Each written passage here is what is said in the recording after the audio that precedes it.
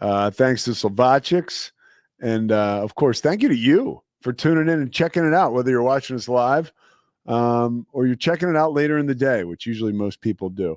I want to read you something. Let me see if I can find it here. It's my buddy Madison Hawk. She sent us this. Madison Hawk of Inside the 12 fame. So Texas Rangers. Okay, so here we go. I want to break down the Big 12 football championship scenarios. Cam has an unrealistic scenario, as positive as I am. I'm not going to even get into that about Baylor possibly making the Big 12 championship game. I was kind of annoyed last week listening to, I'll say, a radio show, and they spent like 2 minutes talking about how West Virginia had a possibility of making the Big 12 title game. And it was like all these scenarios. They were trying to make the point that there's like chaos in the Big 12. Like, okay, thanks. You can leave it at that. I don't need the 50 scenarios in which West Virginia could possibly get to the championship game. Not 50 scenarios. I'm sorry. The 50 to 1,000 to 1 scenario, which clearly they're not going now. All right. With 2 weeks, this is official, by the way, from the Big 12. With 2 weeks to go, 4 teams are within a game of a berth for the Dr. Pepper Big 12 championship game. The conference currently has 9 teams with 3 or fewer losses in Big 12 play. That's like the little nugget they'll give you, a little PR game note nugget. All right, but here's the scenarios. BYU and Colorado are the only Big 12 programs who can clinch a berth in the championship in Week 13. BYU earns a spot with a win over Arizona State and a Utah victory over Iowa State. That could happen. Colorado secures a berth with a win. This is potentially this could happen as well. Colorado secures a berth with a win over Kansas and wins by BYU and Utah. Cam brought it up, and I can second that. Colorado's starting to win a little bit like Baylor is starting to win, where it's like, okay, like, you can score some points, but we're going to score more, and our defense will make a couple plays. One thing we didn't talk about Aranda and Baylor is they did make adjustments at halftime, and the second half defensively was actually pretty good. Cam, would you agree? Yeah, he says yes. Baylor's defense was pretty good in the second half.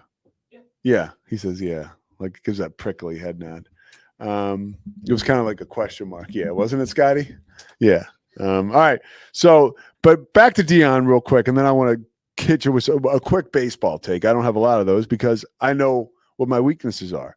What I call baseball weakness, not necessarily if I'm calling the games, but as far as being like an analyst, I'm not going to lie.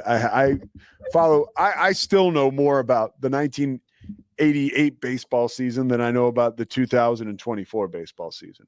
All right, but let's listen to Deion after the game. How pleased are you with the way this team finished it? Not really, but it allows you to know we're capable of doing so much more. We have yet to put a full game together in all 3 phases, and we're happy with the victory, of course. And my son, Junior from Media, he told me the rejected will be respected.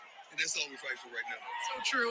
Look, I know I want to give you this opportunity to talk about Travis because he does what he does best, right? And you've been vocal about why he deserves the Heisman.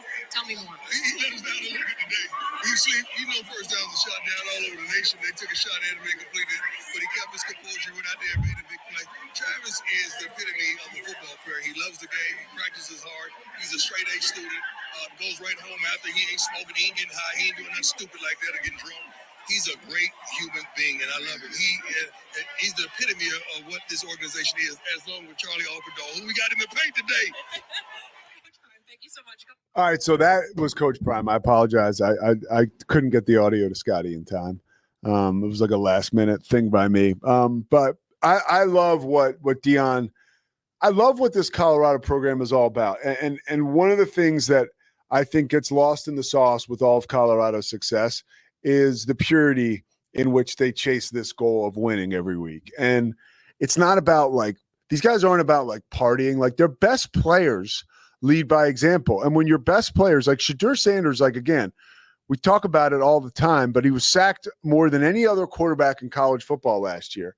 And he didn't like whine and bitch and complain. And then this year, when he had a huge game, I think it was after the Nebraska game, They won a big game, and he brought his entire offensive line out with him to talk to the media because they had played so well. And it was at the time people were like, oh, like it was, I think it was misconstrued as like he was almost being like a showman because I think they affiliate him with a lot of the sizzle that's associated with his father. But like at the end of the day, this team is way more meat and potatoes than we want to believe. Like Travis Hunter goes home, gets online, and plays video games, and then thinks about football, and then comes out and dominates football. Rinse, repeat. Every time you see the guy, by the way, unless it's pregame warmups and Cam Newton's trying to shake his hand, he's constantly smiling and having a good time. He finally showed some vulnerability this week. If you watched the Colorado game, I did. It was ironic that they talked a couple times about literally in the past 2 games, he was not targeted at all by opposing defenses. Utah took some shots, and they took it. They took him deep one time, and he got beat. And you know, his ability to bounce back from that was pretty awesome as well. He was the first guy, I think, since 2000 in the NFL or college to have an interception and like 60 yards receiving and a touchdown. I mean, the guy is next level, but Colorado is doing it the right way.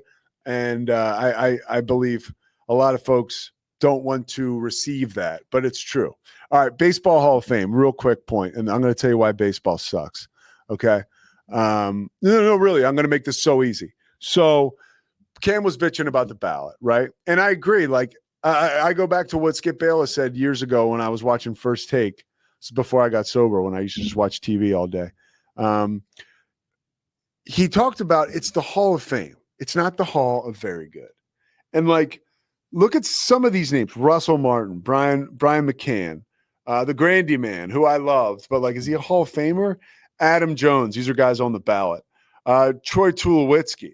The last time I saw Troy Tulowitzki, I was lucky enough to be calling a Texas baseball game, and he was a coach there, I think, just because. And that does nothing to do with his playing ability, but Dustin Pedroia, right?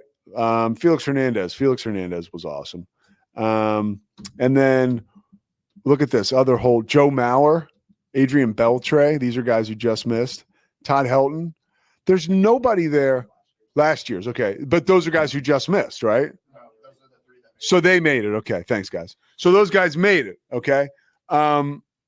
Gary Sheffield is off the ballot now because he dropped after receiving 246 votes and 63.9% in his 10th and final year of eligibility on the ballot.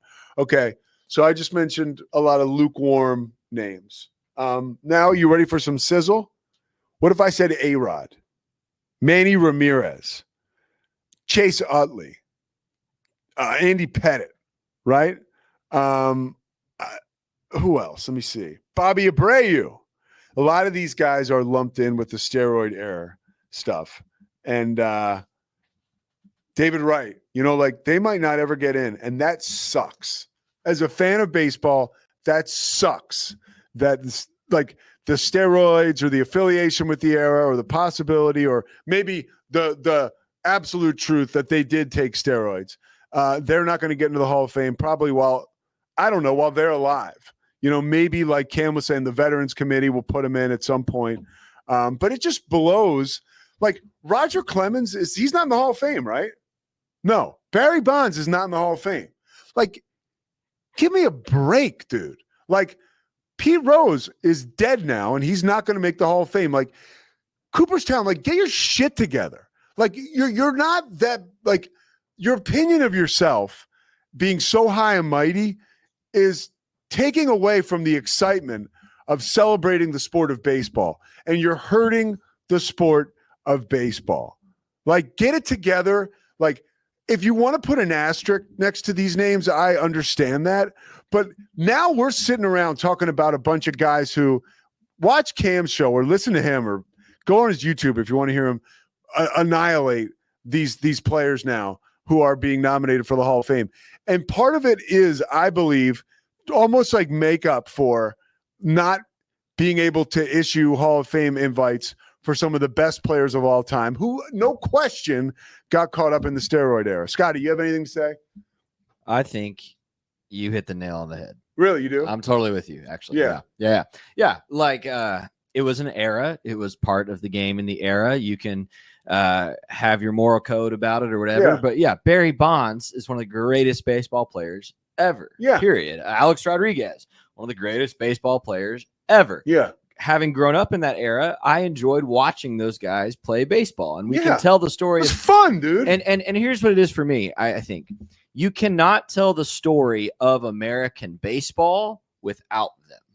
So you can, again, like you said, asterisk or whatever you want to say about them is fine, but you cannot tell the story of baseball without Barry Bonds. No. Like, you can't do it. No. And we're not talking about O.J. Simpsons here.